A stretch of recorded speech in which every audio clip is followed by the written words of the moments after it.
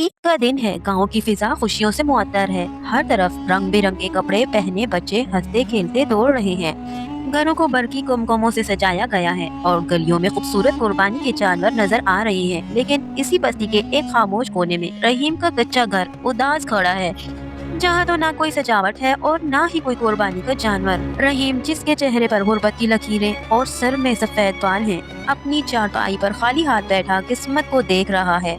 और इधर दूसरी जानिब खिड़की से इसके मासूम बच्चे 7 साल उम्र और 5 साल सारा हसरत भरी निगाहों से बाहर का मंजर देख रहे हैं। जब वो हमसायों के बच्चों को बड़े बेल के साथ सेल्फियां लेते देखते हैं तो इनके छोटे से दिल भर आते हैं। सारा की आंख से टपकता एक आंसू इसकी माँ के कलेजे को चीर देता है, जो अपने बच्चों को गले लगाकर दिलासा दे रही है।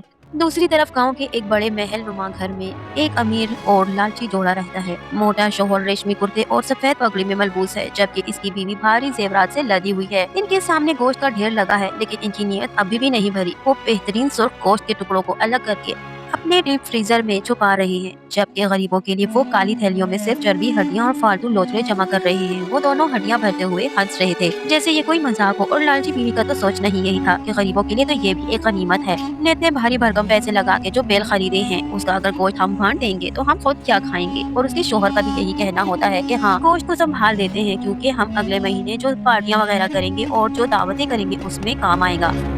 अब इतनी कुर्बानी की है तो कुछ टाइम के लिए खाएं तो सही। वो अपने मुलाजिम को बुलाकर आहिस्ता से हिदायत देते हैं कि ये हड्डियों वाली थैली रहीम के घर दे आओ।